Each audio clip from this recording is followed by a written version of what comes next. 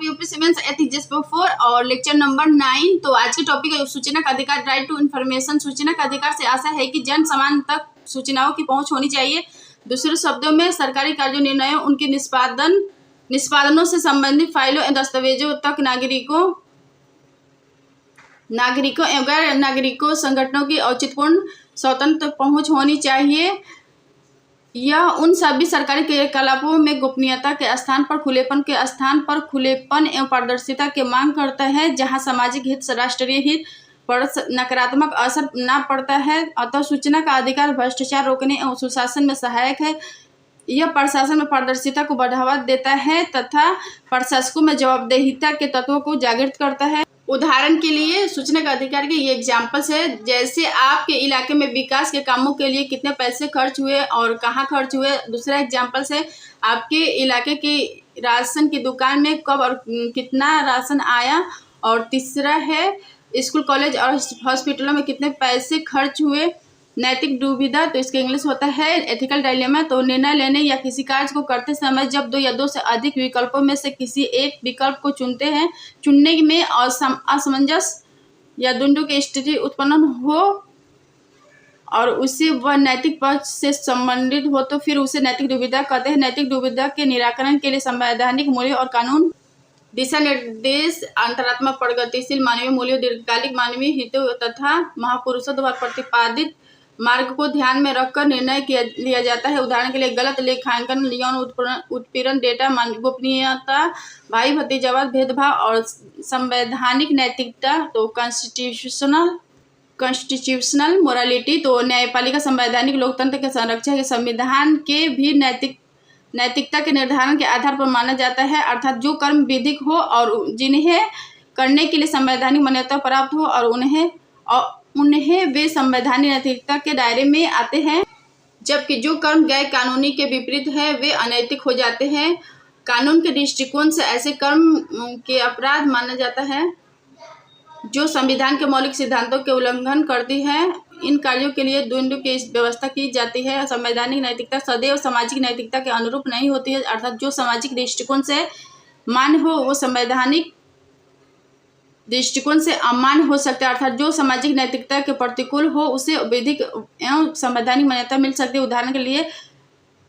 उदाहरण के तौर पर सर्वोच्च न्यायालय ने सर्वसंबंधित से समलैंगिकों द्वारा परस्पर स्थिति बनाए गए यौन संबंधों के निरपराध घोषित कर उसे विधिक एवं संवैधानिक मान्यता प्रदान करती है और इसे संबंधित धारा 377 को गैर संवैधानिक घोषित कर दिया। अनेक विचार इसे सामाजिक नैतिकता के विपरीत मानते हैं। उदाहरण के लिए नवतेज सिंह जौहर बनाम भारत संघ मामले में सर्वोच्च न्यायालय ने LGBTQ के अधिकारों की पुनः पुष्टि करने और इस समूह के लोगों के उनकी गरिमा, जीवन, स्वतंत्रता और पहचान के लिए एक रूपरेखा प्रदान की। पर्यावरणीय नैतिकता, तो इन्वायरमेंटल एथिक्स, तो यह नीति शास्त्र की एक शाखा से संबंधित है। इनमें मानव के कर्मों एवं पर्यावरण के मध्य संबंध का नैतिक सिद्धांतों एवं मानकों के आधार पर मूल्यांकन किया जाता है, अर्थात उचित एवं अनुचित के रूपरेखा में निर्धारण किया जाता है। यह पर्यावरण क्षरण एवं पर्यावरणीय असंतुलन के लिए जिम्मेदार कारकों जैसे प्राकृतिक संसाधनों का नदून दोहन पर लगाम लगाते हुए जैव विविधता, पारिस्थितिकी की रक्षा की बात की जाती है। पर्यावरणीय नीतिशास्त्र मानव में पर्यावरणीय मूल्यों यथा प्रकृति प्रेम, प्राकृतिक सुरक्षा आदि को बढ़ावा देने के उनके प्रति जागरूकता लाने में सहायक है। एग्जाम्पल्स के लिए नवीकरणीय ऊर्जा स्रोतों का उपयोग करना है और दूसरा है जल और वायु प्रदूषण, प्राकृतिक संसाधनों की कमी, जैव विविधता की हानि, पारिस्थितिकीय तंत्र का विनाश और वैश्विक जलवायु परिवर्तन। नीति शास्त्र एवं नैतिकता में अंतर संबंधित अवधारणा। एथिक्स में सैद्धांतिक पक्ष की विवेचना की जाती है, वही विचार के स्तर पर मोरालिटी या नैतिकता की स्थिति उभरती है। एथिक्स में क्षेत्र विशेष के संदर्भ में सार्वभौम नैतिक मापदंडों, मूल्यों एवं आदर्शों का निरूपण होता है, जैसे मीडिया एथिक्स, पर्यावरणीय नीतिशास्त्र, प्रशासकीय नीतिशास्त्र आदि। जबकि मोरालिटी में व्यक्ति व्यक्तिगत स्तर का भाव होता है। नैतिकता में मानदंड के निर्धारण में स्वयं व्यक्ति की भूमिका होती है। इस रूप में नैतिकता में व्यक्तिगत रुचि अर्थात आंतरिक स्रोत की प्रधानता होती है। इसी कारण एक व्यक्ति विशेष के लिए कोई कर्म, विचार या विश्वास नैतिक हो सकता है, दूसरे के लिए अनैतिक। अभिप्रेरणा, मोटिवेशन। अभिप्रेरणा व्यक्ति के ऐसी शक्ति है जो व्यक्ति के कार्य क्षमता को करने की इच्छा में परिवर्तित करती है तथा उसे कार्य संतुष्टि प्रदान करती है। उदाहरण के लिए अभिप्रेरणा की जड़ में कुछ अल्प स्पष्ट कारण जैसे स्वार्थ, नैतिकता या अनैतिकता आदि भी हो सकते हैं।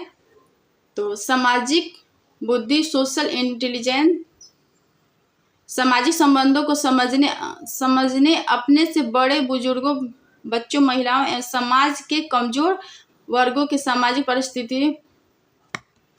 परिस्थितियों के साथ प्रभावपूर्ण समायोजन करने तथा सामाजिक समस्याओं एवं मुद्दों का सहयोगपूर्ण सकारात्मक समाधान करने की योग्यता ही सामाजिक बुद्धि है। उदाहरण के लिए बातचीत कौशल और मौखिक प्रवाह, सामाजिक संपर्क और नियमों का ज्ञान, प्रभावी कौशल, सामाजिक आत्म और प्रभावकारिता, प्रबंधन कौशल और अन्य लोगों को समझना शामिल है।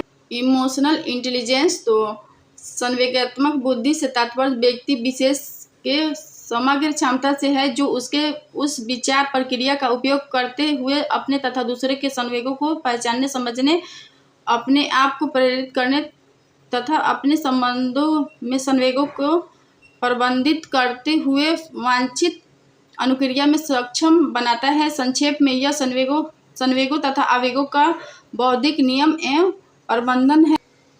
इसमें हृदय एवं मस्तिष्क के मध्य संतुलन, सामंजस्य का भाव होता है ताकि विभिन्न परिस्थितियों में यथोचित व्यवहार हो सके। उदाहरण के लिए सक्रिय रूप से सुनना और अंतःप्रज्ञावाद, इसके इंग्लिश होता है इंट्यूशनिज्म। अंतःप्रज्ञावाद वह नैतिक सिद्धांत है जिसके अनुसार मनुष्य को अपने भीतर स्थित एवं विशेष मानसिक शक्ति अंतःप्रज्ञा द्वारा कार्यों या नियमों के उचित या अनुचित होने का साक्षात ज्ञान परिणाम विचार किए बिना ही प्राप्त कर लेता है। इसके लिए किसी तर्क या प्रमाण की आवश्यकता नहीं होती। उदाहरण के लिए यह ऐसी शक्ति है जिसके द्वारा हमें उन विषयों का ज्ञान प्राप्त होता है जिनका ज्ञान साधारण अनुभवों के मध्य से असंभव है। आत्मपूर्णत्व, सेल्फ परफेक्शन। इसके अनुसार बुद्धि एवं भावना दोनों ही मानव व्यक्ति का आवश्यक अंग है और व्यक्ति का विश्वास कर उसे पूर्ण बनाना ही जीवन का चरम लक्ष्य है। यह इच्छाओं का दमन नहीं बल्कि उनका परिमार्जन एवं परिसंस्करण कर बुद्धि के द्वारा उनके नियंत्रण पर बल दिया गया है। इस रूप में आत्मपूर्णत्ववाद व्यक्ति का नीतिशास्त्र है। अभिवृत्ति, एटीट्यूड या रवैया, मनोवृत्ति भी हो सकते हैं। तो किसी भी व्यक्ति या व्यक्तियों का समूह, घटना, स्थिति, संदर्भ, विचार, मुद्दे, समाज या देश के प्रति व्यक्ति की सोच, विचारधारा और चैतन्यपूर्ण विश्वास, पसंद या नापसंद, सुख दुख का अभाव, अभिप्रेरणा तथा किसी विषय के प्रति कार्य करने की तत्परता, क्रिया, व्यवहार, आदत के समुच्चय या योग को अभिवृत्ति कहते हैं। जैसे लोगों में परमाणु ऊर्जा, शरणार्थी समस्या, पश्चात संस्कृति, पर्यावरण को एजुकेशन आदि के संदर्भ में एक खास मनोवृत्ति देखने को मिलती है। तो ये एथिक्स के कुछ इम्पोर्टेंट टॉपिक था। आप लोग वीडियो देख के नोट्स मेकिंग कर सकते हैं लोग। और अगर वीडियो पसंद है तो like, share, comment and subscribe कर दीजिएगा लोग। Thank you.